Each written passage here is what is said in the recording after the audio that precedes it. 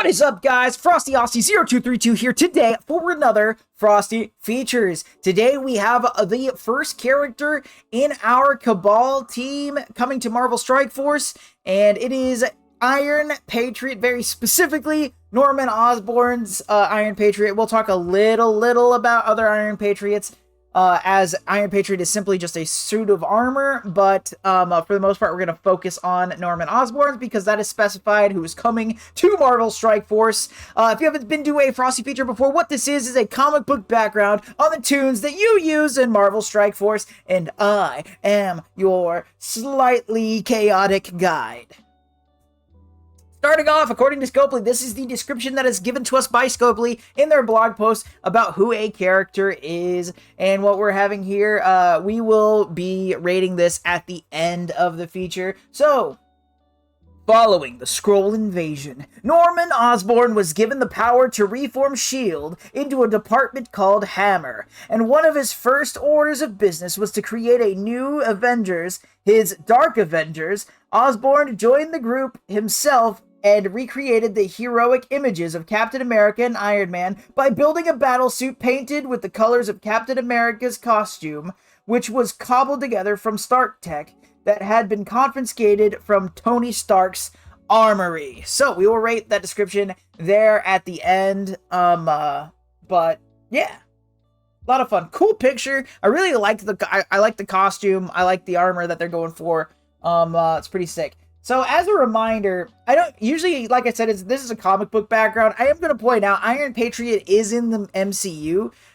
He comes in Iron Man 3 and we see Rhodey. So a lot of people don the Iron Patriot armor. Rhodey is definitely one of them. So in the MCU though, Iron Patriot is Rhodey. We see it in Iron Man 3 and we see it in Infinity War, I believe. We see a combat version of the Iron Patriot armor in Infinity War. But we'll dip into War Machine a little bit in this just because of the nature of the Iron Patriot armor, but just so we're aware. So yes, let's move on.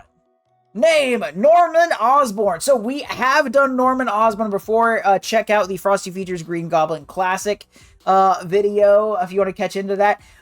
There's a lot of overlap with this, and another one we overlap heavily with is Teen Loki. By now, we've done so many Frosty features that there's a lot of these are going into similar comic book arcs now. So we're actually going to cover one again, but we're going to do it in a different way, is my hope. So cover some of the information we didn't go over in the previous feature. But so the big plugs from this one: Green Goblin Classic feature and the Loki Teen feature, and we'll get to that in a bit. First appearance, Dark Avengers #1 in 2009. So Iron Patriot comes about in 2009 following the Dark Reign series, where Tony Stark, we've talked about this a few times in features, Tony Stark gets kicked out as the head of S.H.I.E.L.D., and this is following Civil War. Tony Stark arises in power. Tony Stark, after the Skrull invasion, Tony Stark loses power. Norman Osborn is put as the head of S.H.I.E.L.D., and it makes Hammer, just like it said in the blog post. And then under Hammer, with the Dark Reign and under his rule of Hammer, he actually first makes the Cabal team. That is a team, and he's in the Cabal team of Marvel Strike Force. It's kind of amazing that that's a thing, because most of the time Marvel Strike Force just kind of makes this stuff up. Even in the blog post, they reference Dark Avengers, and yet we're getting the Cabal team. But he makes the Cabal team first, and then he makes the Dark Avengers after Cabal more or less fails. He just moves on. You know, public appearances is sort of the big thing. Is he really, a lot of what Norman Osborn does is he's trying to shift the public opinion. So he goes from the Cabal team and he brings up the Dark Avengers, which is just the Avengers, but not right. It's a lot of messed up people in the Avengers. Powers and abilities. This is a Stark suit.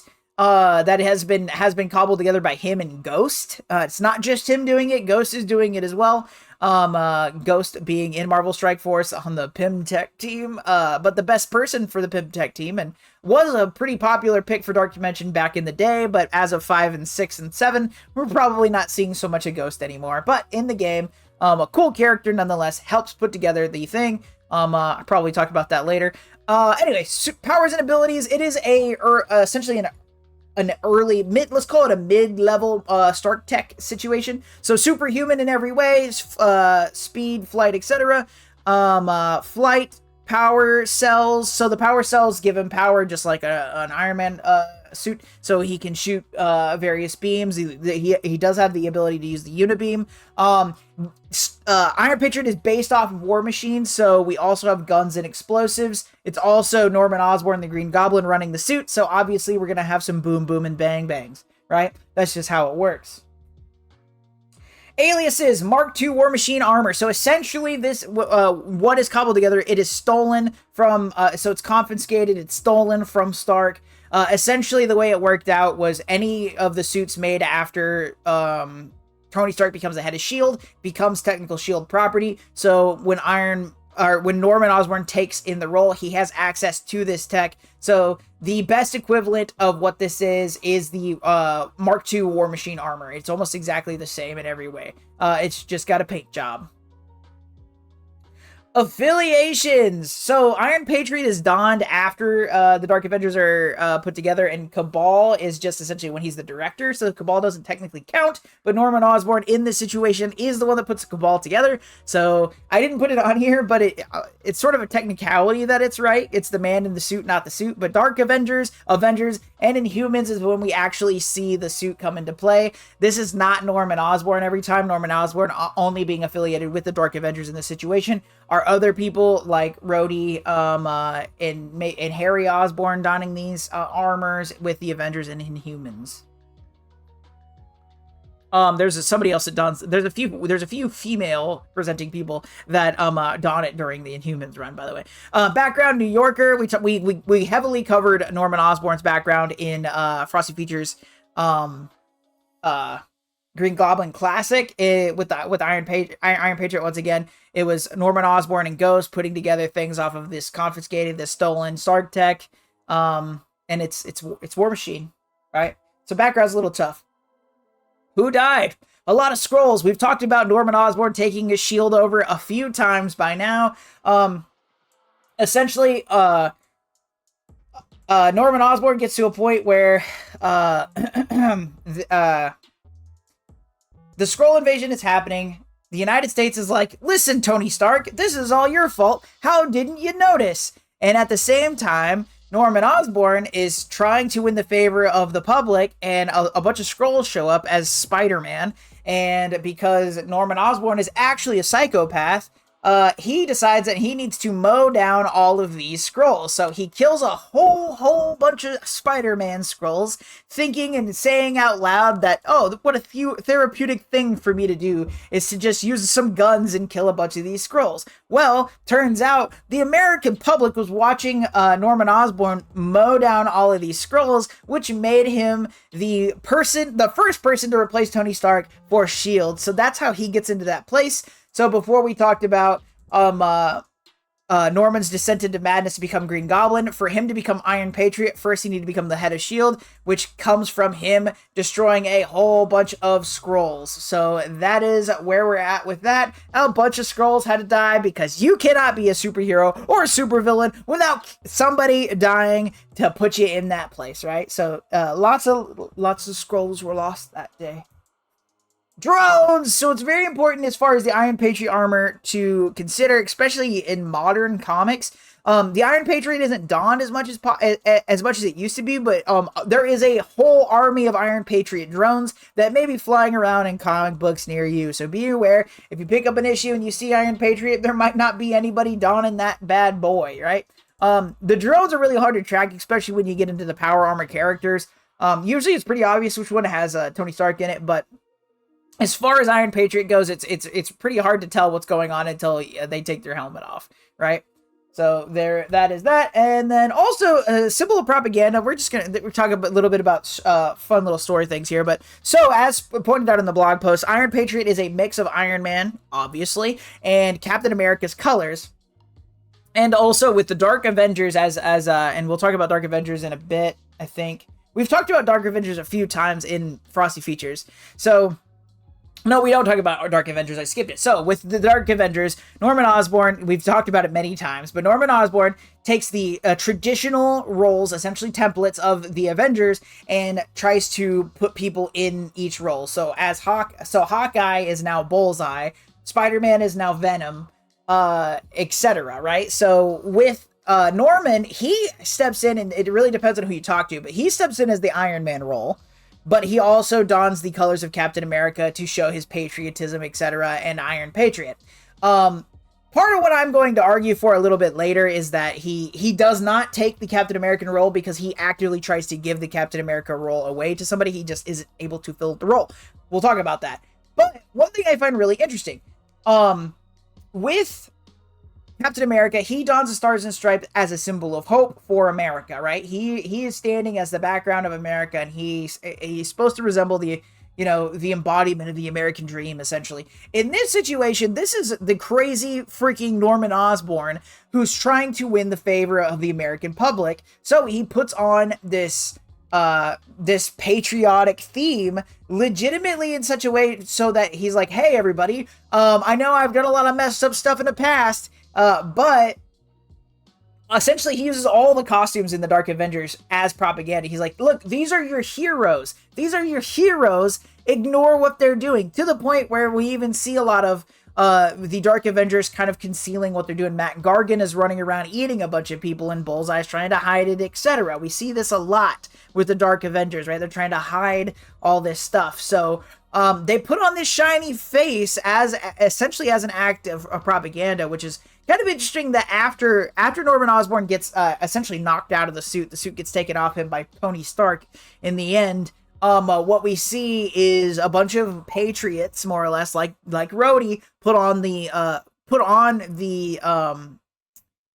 armor and kind of continue it on as this sort of actual patriotic thing, which is pretty funny to see the use of propaganda in a correct way after the fact. I'm not sure. But symbolically and, storyline-wise, it's just kind of an interesting thing to chew on, that we went ahead and took this suit of armor and ran with it after the fact, that it very much was blatant propaganda at the beginning. Very much like, I might have been Green Goblin, but you know what? Screw it.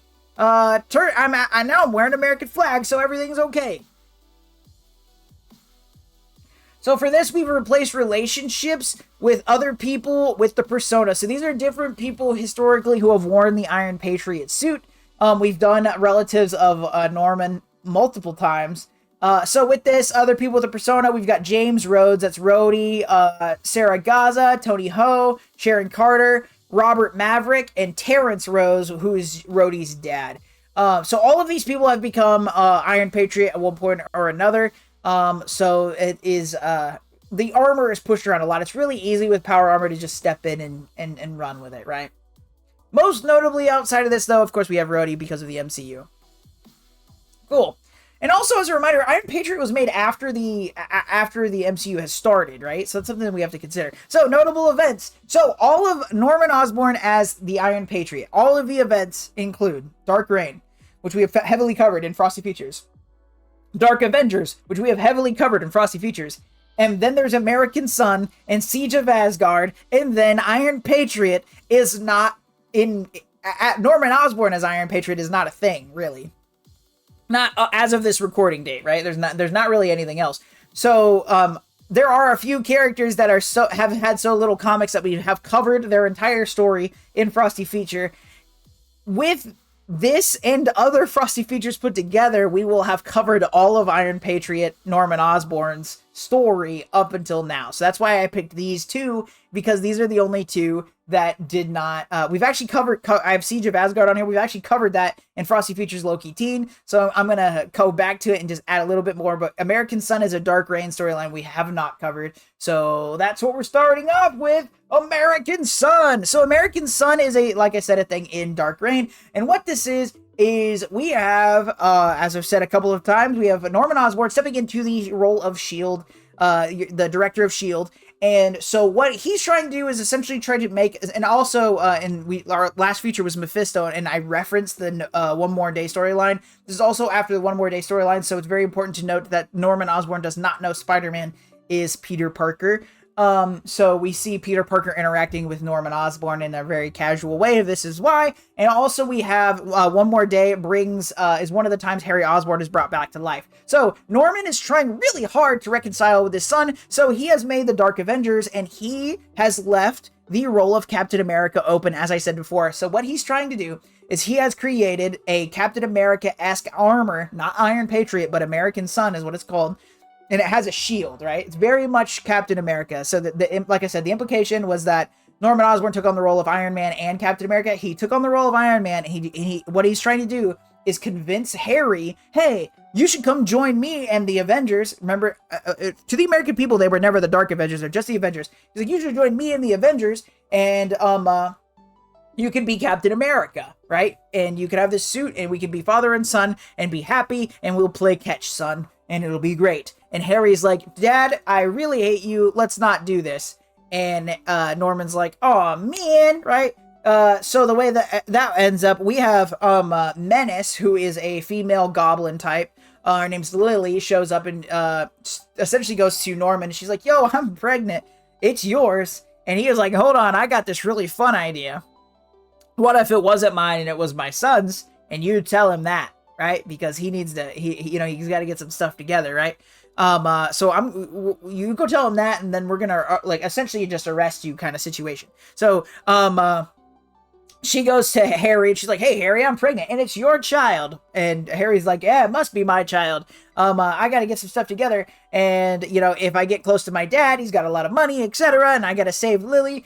So his whole thing becomes, okay, well, if I get close to my dad, what I can do is find the cure to the Goblin Serum, because at this point, Norman Osborn does not have the Goblin Serum pumping through him, and he keeps the vial on his on hand, and, well, we don't think he has it. Anyway, so Harry's like, I'm going to try to get close to my dad, and I'm going to get a hold of this here Goblin Serum, and it's going to be super great. So in this whole thing, Norman's going around and he's making Spider-Man really mad because he should be the director of S.H.I.E.L.D. The Superhero Registration Act from Civil War is still intact, big part of Dark Reign. So people are hiding out and stuff. So Spider-Man tracks down Norman. He's getting real tired of Norman. We have one of our big Spideys debating on whether or not to kill one of his enemies situation, and he ends up grabbing Norman out of a limo, and he's just like, yo, listen, Norman, guy, man, your son's around, don't mess with him. Don't play with Harry, etc. And Norman's like, Harry wants to be around me, and it makes Spidey mad, because that's what this arc is about. It's just making Spider-Man mad, and Spidey beats the living crap out of Norman, and he's like, listen, it's not a thing. And then whilst doing so, he gets a text message from Harry, and he's like, I'm in, I'm gonna join the Avengers. And Norman's like, haha, I win. And Spider-Man's like, get effed, jabroni. And then he walks away, and he leaves a bloody Norman Osborn behind. And then we see Harry go to the Avengers Tower. He's shown the American Son armor, and he's shown, he's looking around for this, he's looking for the Goblin Serum cure, and etc. And so once he's introduced the armor, what happens is, so part of this, Spidey infiltrates Avengers Tower. He's not allowed there because of, the current situation. So he infiltrates it by taking out Matt Gargan, and he puts on, Reed Richards gives him a symbiote Spider-Man suit that it looks like a symbiote and acts like the Venom, but it isn't the suit, right? So he takes on, and it gives him the shape of Matt Gargan, so he looks like Venom. And he gets up in there. He gets all up in there, and he's trying to figure out what's going on, and essentially just trying to save Harry. And when Harry is introduced to the American Son armor, it is pointed out and shown that there are these other people that wore this armor first, and they mutated and they become monsters. And they, as he's up there, Wolverine is now Daken at this point. Daken has taken on the role of Wolverine in the Avengers, and Wolverine immediately notices that the symbiote of Venom is not present. He can smell that he is not Matt Gargan. So that he's been suspicious, and then one of the mutates that came from the American Son situation, he attacks Norman, and Venom jumps in to save him and kills, takes out the mutate or whatever, and everybody knows everybody in the situation that would occur. Matt Gargan Venom would not save Norman Osborn. So in saving Norman Osborn, he sort of put some nails in his coffin there. So all of a sudden, they turn on him, and Spidey gets shot in the head, and he's taken off to the side. And so then as we moved, Spider-Man gets tied up and tortured by Bullseye and Norman. Harry's not super cool with this, and eventually he figures out that the kid's not his from Lily, and he sort of gets all peeved off. So he decides he's going to save Spider-Man, and he puts on the American Sun armor, and then it becomes a fight between American Sun and Iron Patriot. They have a big battle. Spider-Man escapes, and he takes on pretty much everybody again, and he gets away, and American Sun ends up beating the crap out of Iron Patriot, and as Harry is standing over his father, he's debating heavily on killing him. Spidey flips over to him, and he's like, you can kill him if you want, but if you do, you're just as bad as he is. And Harry's like, I guess I'll leave him be, and they both leave. End of story. There it is. So that's more or less American Sun. It's a lot of fun. But that is, I think to date, the only time we've seen the American Sun suit of armor do anything. I could be wrong. Let me know in the comments. Siege of Asgard. So, we talked about the Siege of Asgard in Frosty Features Teen Loki. So essentially what this was Loki went to Norman and was like, hey, I need you to kill Asgard. So Asgard had been displaced. They're no longer a separate realm. They are in Oklahoma. They're in a city above a city, and it's new, essentially like New Asgard. And so Loki's like, yeah, Norman, you should take this out. And Norman's like, oh yeah, I'm gonna take it out. I'm gonna take it out good. So what he does. So this is where we veer off from the description in the previous Frosty Features. This is some of the stuff I didn't bring up. So Norman, before he goes to destroy them, he has to, propaganda, right? He has to make it look like, they're demons. He has to vilify the Asgardians. So what we have is, he goes to a football field in Chicago and he rigs it full of bombs. And Volstagg from the Asgardians is sent to kind of fix the problem. And as Volstagg is trying to do what he can to help the situation, the football field explodes and it is blamed on Volstagg, which makes the Asgardians look really bad. So the American public are like, okay, the Asgardians need to die. And this is also where the real Avengers had been hiding the whole time anyway. But so we're like, the real Avengers need to die, and that gives Norman all the right to be like, okay, Dark Avengers, the Asgardians need to die. So Norman's like, okay, Dark Avengers, let's go and take this out. So the Dark Avengers go in full force, and Sentry, who is essentially, one of the strongest Marvel heroes. We don't have him in Marvel Strike Force as of this recording date. He will show up eventually. Just give it time. This would have been a great time to bring him in, but he has been, essentially, he is approached originally by, and we talked about Sentry's play in this a lot in the Teen Loki situation, but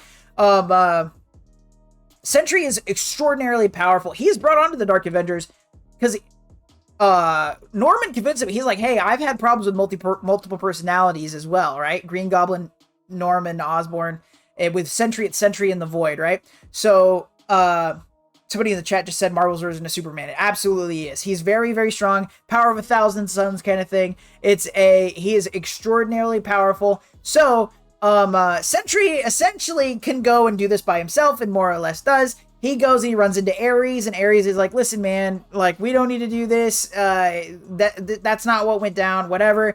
And Sentry's like, get out of my face, and he rips him in half. He just rips Ares apart, and so Sentry is essentially single-handedly like laying all this stuff out. So Thor goes to fight him and etc. And eventually the Void comes out. We talk about all that, so we're gonna veer off. Phew, this is about Iron Patriot. So while Sentry is fighting like Thor and Iron Man, Captain America finds Iron Patriot. So Captain America is fighting Iron Patriot. And this is where, so once again, I highly recommend, because I don't want to overlap too much with the previous feature, Loki Teen, we see, because the Captain America Iron Patriot fight isn't quite as epic, but so the world is blowing up, and Captain America, a guy who punches people and throws shields, fights Iron Patriot, and is able to because once again, also fights the much more skilled and talented Tony Stark in his Iron Man suit. So smarter, faster, stronger situation, right? So Captain America is fighting here, and when we have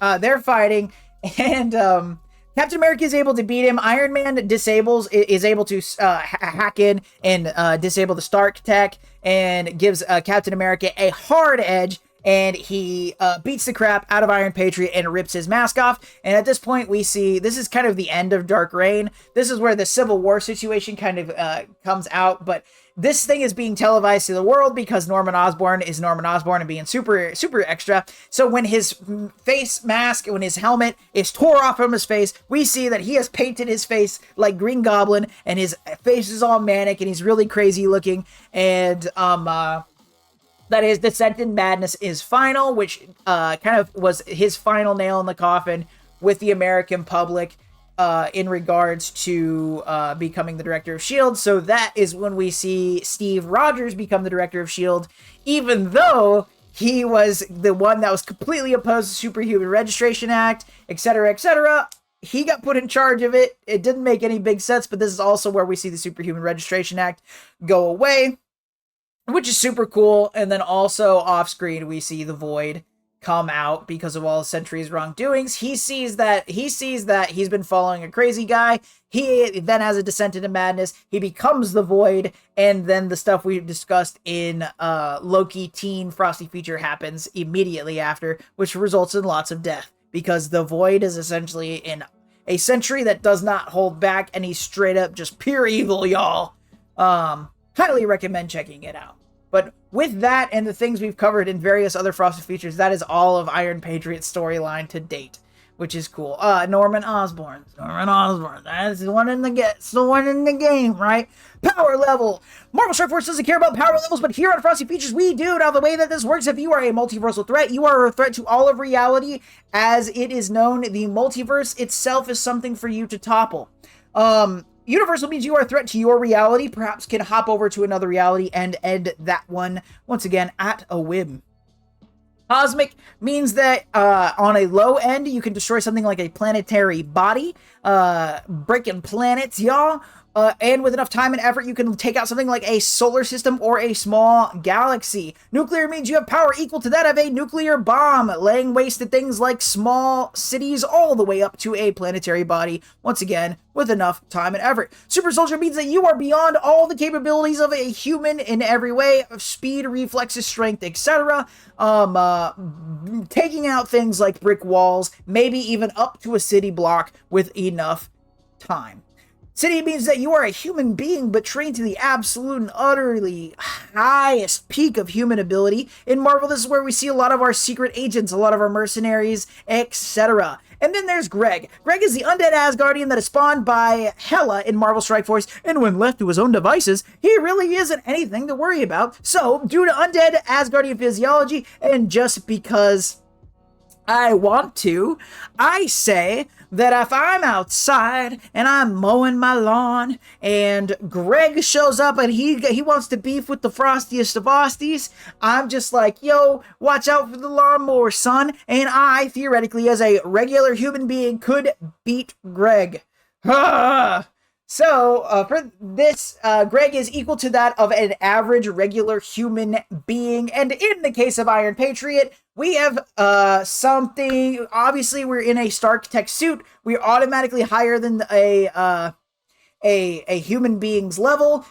We see Captain America go toe-to-toe with Iron Patriot. We see him go toe-to-toe with Iron Man quite often. But due to the actual arsenal that is possessed by Iron Patriot, we can actually see him do things very similar to that of a nuclear bomb, but with that, we have the problem of use. Norman Osborn is an unhinged genius, but he uses his words a lot more than his weapon. We never see him really go on a full-out nuke strike. He does have access to the Unibeam. He does have missiles and things like that, but we do not see ultimate power. On a range that he could be up to a nuclear power level, but the use by Norman Osborn, since we've seen all of it all at once, His potential is a little bit higher, so nuclear, but the actual use of the suit by Norman Osborn, we're gonna put him solid as a super soldier. He loses more fights than he wins, y'all.